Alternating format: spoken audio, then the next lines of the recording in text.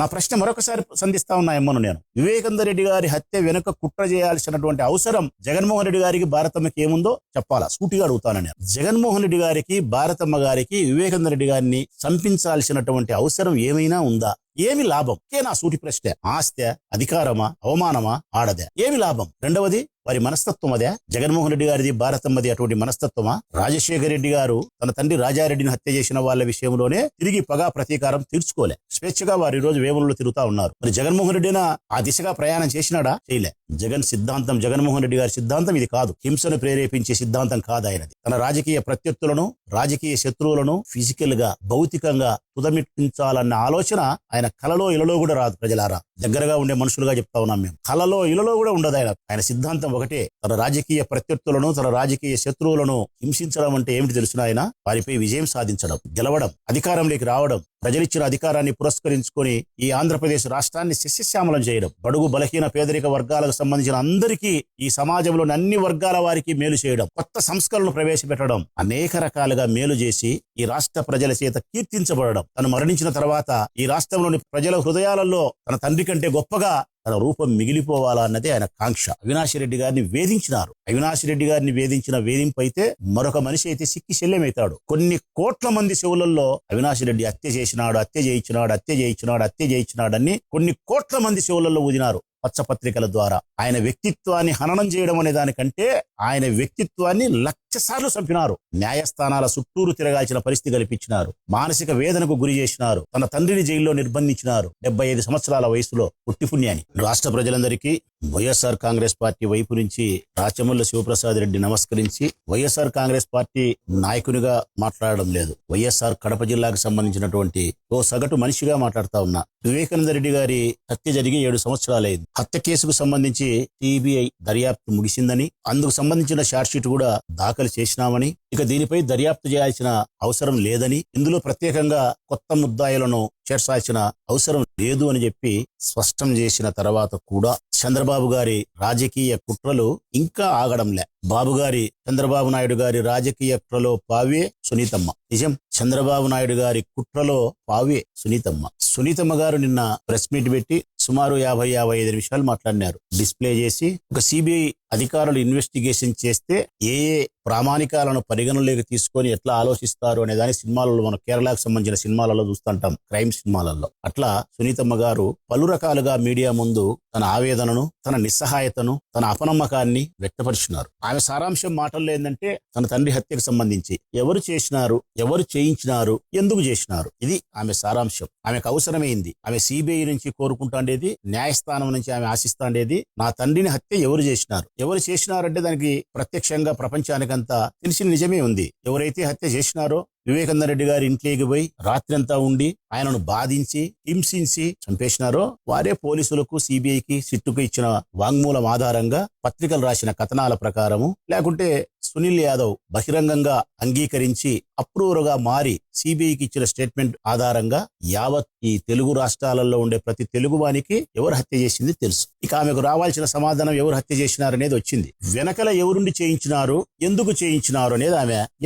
నేను కూడా సునీతమ్మ గారిని అదే అడుగుతా ఉన్నా. ఎవరు చేయిస్తారు, ఎందుకు చేయిస్తారు? ఒక హత్య జరగాలంటే ప్రజలారా ఆర్థిక లావాదేవీలు ఉండాలి, ఆస్తి పరంగా. రెండవది, ఆడదానికి, స్త్రీకి సంబంధించిన అక్రమ సంబంధాలు కారణమై ఉండాలి. మూడవది, అధికారం ఉండాలి, అధికారం కోసం. నాలుగవది, అవమానం ఉండాలి. ఈ 4 కారణాల చేతనే ఒక మనిషి విచక్షణ జ్ఞానాన్ని, మానవత్వాన్ని కోల్పోయి స్వలాభం కోసం, మానసిక సంతృప్తి కోసం చేస్తాడు. ఇది అనాగరికులు ప్రవర్తించే తీరు. ఒక్కసారి ప్రజలను ఆలోచించమని కోరుతా ఉన్నా నేను. ఈ 4గిట్లో ఏ ఒక్క కారణమైనా జగన్మోహన్ రెడ్డి గారికి, భారతమ్మ గారికి సంబంధించినేదా అని అడుగుతా ఉన్నా నేను. ఒక మోటివ్, ఆస్తికి సంబంధించి లావాదేవీలు లేవు. జగన్మోహన్ రెడ్డి గారి పినతండ్రికి తనకు సంబంధించిన ఆర్థిక లావాదేవీలు, ఆస్తి పంపకాలే లేవు. ఇక రెండవది, అక్రమ సంబంధాలు, స్త్రీకి సంబంధించిన అక్రమ సంబంధాల పాయింటే ఇక్కడ జగన్ దగ్గర ప్రస్తావించాల్సిన అవసరం లేదు. ఇక మూడవది, అవమానం. జగన్మోహన్ రెడ్డి గారి పినతండ్రి గారికి చేసిన అవమానం ఏమీ లేదు, అవమానం చేయాల్సిన అవసరము లేదు. తన తండ్రి తర్వాత తన తండ్రితో సమానంగా భావించినాడు. అంతటి స్థాయిని, అంతటి గౌరవాన్ని, అంతటి అధికారాన్ని ఆయనకి ఇచ్చినాడు. అది మా అందరికీ తెలుసు,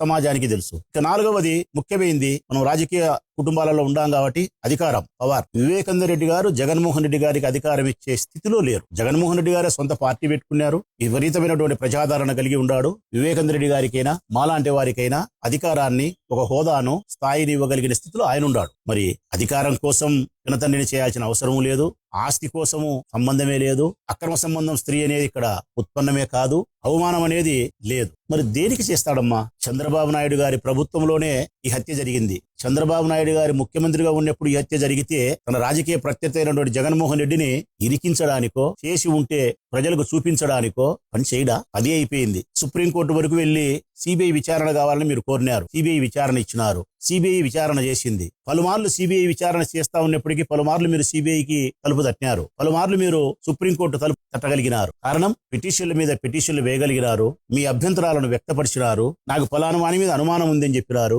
ఫలానా వాని ఇన్వెస్టిగేషన్ లో విచారించండి అని చెప్పినారు, లేకుంటే కాల్ లిస్ట్ లో ఫలానా వాళ్ళకి ఫోన్ చేసినారని చెప్పినారు. మీ హృదయంలోకి, మీ మెదడులోకి వచ్చిన ప్రతి అనుమానాన్ని, ప్రతి ఆలోచనను సుప్రీంకోర్టు వరకు తీసుకుపోగలిగినారు, సిబిఐ తలుపు తట్టగలిగినారు, వారి చెవిలో మీరు శబ్దాన్ని చేయగలిగినారు. 7 సంవత్సరాలుగా సిబిఐ చేత విచారణ జరిపినప్పటికీ ఇంకా మీరు తృప్తి పడాలి. ఒకవైపు ప్రత్యక్షంగా చేసిన ముద్దాయిలు మీరు ఎవరు చేసినారనే దానికి ఇదిగో ఈ 5 మంది చేసినారని ముద్దాయిలే చెప్తున్నారు. ఎవరు చేయించినారు అంటే వెనకల ఎర్రగంగిరెడ్డి అని చెప్పి సిబిఐ చెప్తా ఉంది. మరి ఇంక ఎవరు కావాలా? ఎవరు చేసినారు అనే దానికి ఉంది, ఎవరు చేయించినారనే దానికి ఉంది, ఎందుకు చేయించినారనే దానికి ఉంది. ఆర్థిక లావాదేవీలు, అక్రమ సంబంధాల వ్యవహారం అని 2 కోణాలు చెప్తా ఉన్నారు. కానీ సునీతమ్మ గారికి అది రుచించలే. కారణం, ఆమె మనసులో విషబీజాన్ని నాటినారు అని చెప్పడం కంటే, చంద్రబాబు నాయుడు గారు విషబీజాన్ని నాటినారని చెప్పడం కంటే పెద్ద విష వటవృక్షాన్ని నాటినాడు. ఆ విష వటవృక్షము విష వాయువులను చెమ్ముతా ఉంటది. ఆ విష వాయువుల వలన, ఆ విష బీజం కాకుండా వటవృక్షం వలనే సునీతమ్మ మనసు పాడయింది. దానికి తోడు పచ్చ మీడియా విపరీతంగా విష ప్రచారం చేయగలిగి ఆమెకు అనేక రకాల అపోహలు కలిగించినారు. ఆ అపోహే అవినాష్ రెడ్డి. ఆ అపోహలో భాగమే వారి తండ్రి భాస్కర్ రెడ్డి. పోనీ అంతటితో ఆగిందా? ఆగలే. భాస్కర్ రెడ్డిని జైలుకు పంపించేంత వరకు, అవినాష్ రెడ్డి గారిని ముద్దాయం చేసేంత వరకు సునీతమ్మ ప్రయత్నం కొనసాగించింది. చివరకు అవినాష్ రెడ్డి గారిని ముద్దాయి చేసినది చంపినాడని కాదు, చంపించినాడని కాదు, చంపిన వాళ్ళకు డబ్బిచ్చినాడని కాదు, సాక్ష్యాలను ధ్వంసం చేసినాడని, అక్కడ రక్తపు మరకలు తుడుస్తా ఉంటే ఆపలేదని. వాస్తవానికి అవినాష్ రెడ్డి గారికి ఫోన్ చేసి వివేకానంద రెడ్డి గారి యొక్క మరణం యొక్క సమాచారాన్ని అందించినది స్వయానా వివేకానంద రెడ్డి గారి బావమరిది శివప్రకాష్ రెడ్డి, అంటే సునీతమ్మకు మేనమామ. మరి సునీతమ్మ మేనమామ ఫోన్ చేసినప్పుడు శివప్రకాష్ రెడ్డిని అనుమానించలేదు. గాని ఎక్కడో జమ్మలమడుగు పర్యటనలో ఎలక్షన్ క్యాంపెయిన్ లో ఉండే అవినాష్ రెడ్డి ఇంటికి వస్తే అక్కడ ఏ విధంగా చనిపోయినాడంటే, నాయనకు గుండెపోటు వచ్చి బాత్రూమ్ లో పడి చనిపోయినాడు, దెబ్బ తగిలిందని చెప్తే ఆ రక్తమురలు తుడుచుకుంటా ఉంటే ఈయన పోలీస్ స్టేషన్ ఫోన్ చేసి సంబంధించిన సిఐకి సమాచారం అందించినప్పటికీ కూడా ఇంకా సాక్ష్యాలను ధ్వంసం చేసినారని చెప్పి మీరు ఆయన మీద అభియోగం మోపగలిగింది. 70-75 సంవత్సరాల వయసులో భాస్కర్ రెడ్డి గారు జైలు జీవితాన్ని అనుభవించిన, ఈ కేసుతో సంబంధం లేని చాలా మంది ఇప్పటికీ జైల్లో మగ్గుతా ఉన్నా సునీతమ్మకి ఇప్పుడు కూడా ఇంకా మనసు చల్లబడలే. కారణం, ఆమె మనసు చల్లబడాలంటే చంద్రబాబు నాయుడు గారి ఉద్దేశం ప్రకారము, వారు కల్పించిన అపోహ ప్రకారము జగన్మోహన్ రెడ్డి గారిని, భారతమ్మ గారిని సిబిఐ విచారణకు పిలిపించాలా, విచారణ చెయ్యాలా. ఆ విచారణలో వీరిని ముద్దాయిలు చేసినప్పుడే ఆ అమ్మకు తృప్తి. ఇంకా కరెక్ట్ గా చెప్పాలంటే సిబిఐ కరెక్ట్ గా పనిచేసిందని ఆమె ఎప్పుడు చెప్తుందంటే, నాకు న్యాయస్థానంలో సక్రమైన మేలు జరిగింది, సిబిఐ కరెక్ట్ గా ఇన్వెస్టిగేషన్ చేసిందని ఎప్పుడు చెప్పగలుగుతుందంటే సునీతమ్మ గారు, భారతమ్మ గొడ్డలి అందించి వివేకానంద రెడ్డి గారిని చంపు అంటానే జగన్మోహన్ రెడ్డి ఒక్క వేటను ఆయన తల నరికినాడని చెప్పి సిబిఐ విచారణలో చెప్పగలిగితే గన అప్పుడు సిబిఐ బెస్ట్ ఇన్వెస్టిగేషన్ సంస్థ. జగన్ విచారించాల్సిన అవసరం లేదు, భారతమ్మ గారిని విచారించాల్సిన అవసరం లేదు, సాక్ష్యాలు ఆధారాలు ఏమాత్రం లేవు, ఇక్కడ ఆ మోటివే లేదు, ఇక ఇది కేసు దర్యాప్తు చేయాల్సిన అవసరం లేదు, కొత్తగా ముద్దాయిలు చేయాల్సిన అవసరం లేదని చెప్పి సిబిఐ చెబితే సిబిఐ మంచిది కాదు, సుప్రీంకోర్టు చెప్తే మంచిది కాదు. ఇది సునీతమ్మ యొక్క ఆలోచన విధానం. సునీతమ్మ తన తండ్రి యొక్క మరణాన్ని, హత్యను ప్రపంచానికి చెప్పాలని, ఇది సహజ మరణం కాదు హత్య అని చెప్పి చెప్పాలని, ఆ హత్య ఎవరు చేసినారో ప్రపంచానికి తెలియజేయాలని, ఆ హత్య చేసిన వారు, చేపించిన వారిని న్యాయస్థానంలో నిలబెట్టాలని, న్యాయస్థానం ద్వారా శిక్ష వేపించాలా. ఇది బిడ్డగా ఆమె బాధ్యత. కూతురుగా ఆమె బాధ్యతను సగటు మనిషిగా రాచమల్లు లాంటి మనుషులు అందరూ స్వాగతిస్తారు, నేను కూడా స్వాగతిస్తానా. కానీ దురదృష్టం ఇక్కడ ఏంటంటే చంద్రబాబు నాయుడు గారి పుణ్యమా అని, పచ్చ మీడియా పుణ్యమా అని సునీతమ్మ గారి ఆలోచనలు బిడ్డగా తన బాధ్యతను నిర్వర్తించే స్థాయిని, పరిధిని దాటి నేరము చెయ్యని వారిని, నిరపరాధులను కూడా జైళ్లలో మగ్గబెట్టే స్థాయికి కక్ష సాధింపుగా, అక్కసగా, అపోహతో కేవలం అపోహతో నిరపరాధులు సైతం జైళ్లలో మగ్గదీయాలనేంత స్థాయికి ఆమె పోయింది. ఇదే మా దురదృష్టం. ఎన్నో విషయాలను జగన్మోహన్ రెడ్డి గారి కుటుంబం ఈ హత్యకు సంబంధించిన ఎన్నో విషయాలు వాళ్ళు చెప్పడానికి అవకాశం ఉన్నా గానీ చెప్పలేకపోవడానికి, మీడియా ముందుకు రాలేకపోవడానికి కారణం తన పినతండ్రి యొక్క మర్యాదకు భంగం కలిగించకూడదని, తన పినతండ్రి తన కుటుంబానికి సంబంధించిన పరువును బజార్లోకి ఈడ్చుకోకూడదని ఎన్నో విషయాలు చెప్పాల్సి వస్తే వారి కుటుంబం యొక్క పరువు పోతుంది పినతండ్రికి సంబంధించి అని చెప్పి వాళ్ళు మౌనంగా ఉండడమే వారు చేసిన తప్ప అనిపిస్తుంటది నాకైతే. ఎంతసేపు సునీతమ్మ ఈ దిశగా సిబిఐ విచారణ చెయ్యలేదు అని మాట్లాడుతా ఉంది. అర్జున్ రెడ్డి అంటది, భరత్ యాదవ్ అంటది, సునీల్ యాదవ్ అంటది, ఇంకోటి. మరి ఎందుకు మరొక దిశగా కూడా ఆలోచన చేయకూడదు ప్రజలారా? ఆ మరొక దిశే వివేకానంద రెడ్డి గారికి మరొక ముస్లిం వనితతో సహజీవనము సంబంధం కలిగి ఉండడం, వారిరువురి సంబంధం ఫలితంగా కుమారుడు జన్మించడం, ఆయన ఎంతో సన్నిహితంగా ఆ ముస్లిం వనితతో ఆ కుమారునితో ఉండడం, అది తెలిసిన కుటుంబ సభ్యులకు బాధ కోపం కలగడం మీకే కాదు ఎవరికైనా కలుగుతుంది. తన తండ్రి ఈ వయసులో పరాయి స్త్రీతో సంబంధాన్ని కలిగి సంతానాన్ని కలగలిగితే వారితో దగ్గరగా ఉంటే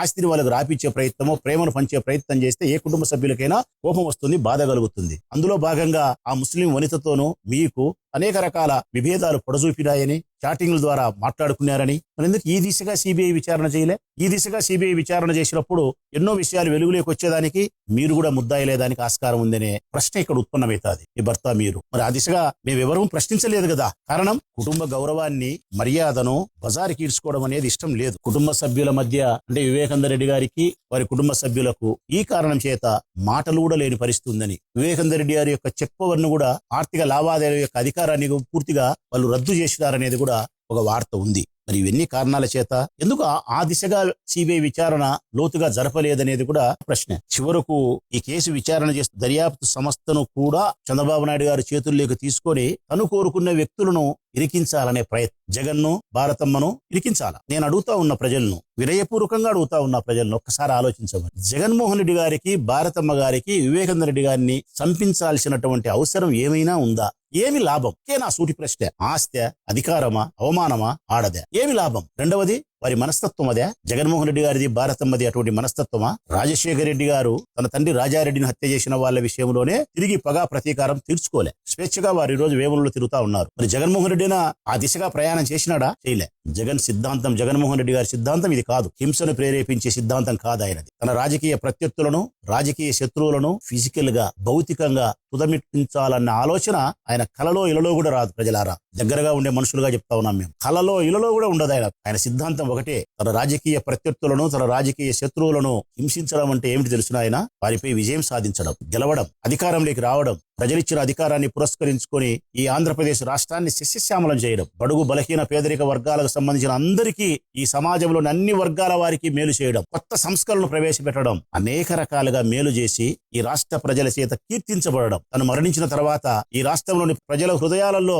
తన తండ్రి కంటే గొప్పగా తన రూపం మిగిలిపోవాలా అన్నదే ఆయన కాంక్ష. ఇది సాధించి తన రాజకీయ ప్రత్యర్థులను బాధించే ప్రయత్నం చేస్తాడు తప్ప ఉదమిట్టిచ్చే ప్రయత్నం చేయడు. ఇక భారతమ్మ, నేను అడుగుతా ఉన్నా, నా భార్య నాకు చెప్తుందే హత్య చేయమని. ఈ రాష్ట్రంలో ఉండే స్త్రీలను అడుగుతా ఉన్నా నేను, అమ్మలారా మీరెవరైనా మీ భర్త చెప్తారా పలానోని హత్య చేయని చెప్పి?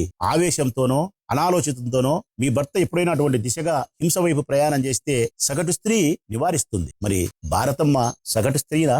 సగటు స్త్రీ కంటే మించినదా? ఎన్నో సేవా కార్యక్రమాలు పులివెందులో చేస్తా ఉన్నారు. గౌరవప్రదమైనటువంటి డాక్టర్ వృత్తిలో కొనసాగుతుండే ఈసీ గంగిరెడ్డి గారి కుమార్తె, జగన్మోహన్ రెడ్డి గారి శ్రీమతి, చదువుకునే మహిళ, చాలా మానవతా కోణంలో ఆలోచించే భారతమ్మ గారు ఎందుకు ఈ హత్యను ప్రోత్సహిస్తారు? ఎందుకు ఈ హత్య చేసిన వాళ్ళని వెనకేసుకుని వస్తారు? ఎందుకు సునీతమ్మ ఈ దిశగా ఆలోచన చేయడంలే? ఇప్పుడు 7 సంవత్సరాలైంది. ఈ 7 సంవత్సరాల కాలంలో వైఎస్ రాజశేఖర రెడ్డి గారి కుటుంబం యొక్క గౌరవాన్ని సుదీర్ఘమైన ఆయన రాజకీయ జీవితంలో 60 సంవత్సరాలు ఆయన జీవిస్తే, దాదాపుగా 40 సంవత్సరాలు రాజకీయ జీవితంలో రాజశేఖర రెడ్డి గారు కొనసాగితే మచ్చలేని ఆ కుటుంబానికి, ఆయన కుటుంబం ఏ సందర్భంలో కూడా వీధిలోకి రాలే. అంతటి ఉన్నతమైనటువంటి కుటుంబం యొక్క స్థితిగతులను మారుస్తూ రాజశేఖర రెడ్డి గారి యొక్క కుటుంబ గౌరవాన్ని బజార్లోకి తీసుకొచ్చే ప్రయత్నం చేసినారు. ఈ 7 సంవత్సరాల కాలంలో అన్యాయంగా భాస్కర్ రెడ్డిని జైలు పంపగలిగినారు. అన్యాయంగా అవినాష్ రెడ్డి గారిని వేధించినారు. అవినాష్ రెడ్డి గారిని వేధించిన వేధింపు అయితే మరొక మనిషి అయితే సిక్కి శల్యమవుతాడు. కొన్ని కోట్ల మంది చెవులలో అవినాష్ రెడ్డి హత్య చేసినాడు, హత్య చేయించినాడు అని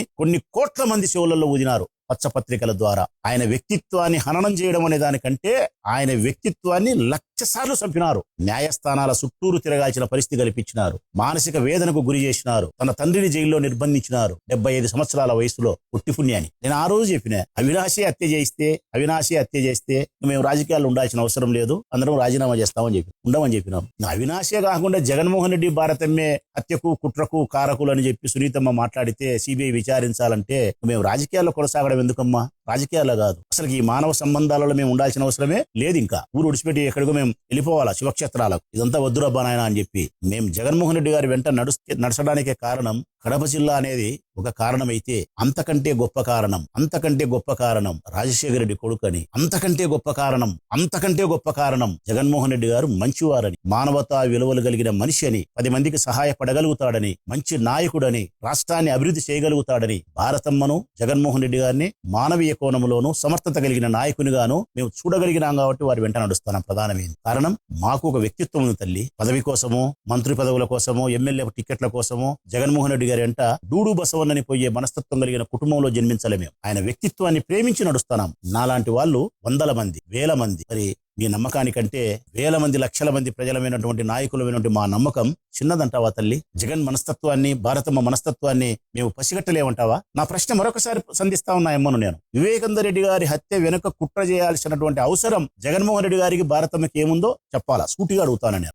ఏమి లాభం ఉందో చెప్పాలా? ఒకటి ఏదైనా సరే, ఇది ఈ లాభం ఉంది, ఈ లాభం వల్ల ఆయన చేసినాడు. ఇక ఇప్పటికైనా సిబిఐ దర్యాప్తు క్లోజ్ చేసి ఛార్జ్షీట్ క్లోజ్ చేసింది కాబట్టి ట్రయల్ కోర్టులో విచారణ జరుగుతూ ఉండే ఈ నేపథ్యంలో విచారణ చంద్రబాబు నాయుడు లాంటి ముఖ్యమంత్రి కోర్టులో విచారణ జరిగేటప్పుడు ఇంకా ఈ కేసు గురించి మాట్లాడడం, అవాకులు చివాకులు పేలడం అనేది ఇది చట్ట ప్రకారము కరెక్ట్ కాదు. ఆయన పదవి రీత్యా, వయసు రీత్యా కూడా కరెక్ట్ కాదు. ఇక సునీతమ్మ గారైనా గానీ ఇంకా ప్రెస్ మీట్లు పెట్టి దీన్ని సాగబెరకడము న్యాయం కాదు. న్యాయస్థానంలో తప్పు చేసిన దోషులకు శిక్ష వేయడానికి న్యాయం ప్రకారం నీకు ఉండబడిన అవకాశాలు పురస్కరించుకొని ప్రయత్నం చేయడం తప్పులేదు. అంతే తప్ప ఇంకా నీ మనసు సల్లారకుండా, నీ మనసు సల్లారలేదు అనడం కంటే కూడా నీ మనసు సల్లబడనీయకుండా చూస్తున్నాడు చంద్రబాబు నాయుడు. నీ మనస్సు చల్లగా కాకుండా చూస్తున్నాడు. చల్లబడే క్రమంలో మళ్ళీ దాన్ని వేడి చేస్తున్నాడు. ఆయన మళ్ళీ అపోహల వైపు తీసుకుపోతున్నాడు. ఆయన రాజకీయ కుట్రలో మీరు బలి అవుతున్నారు. మీరు మాకు బాధ కలిగే అంశం ఏంటంటే, జీవిత పర్యంతరము రాజశేఖర రెడ్డిని వ్యతిరేకించి, రాజశేఖర రెడ్డిని అవమానిస్తూ ప్రవర్తించినటువంటి చంద్రబాబు నాయుడుతో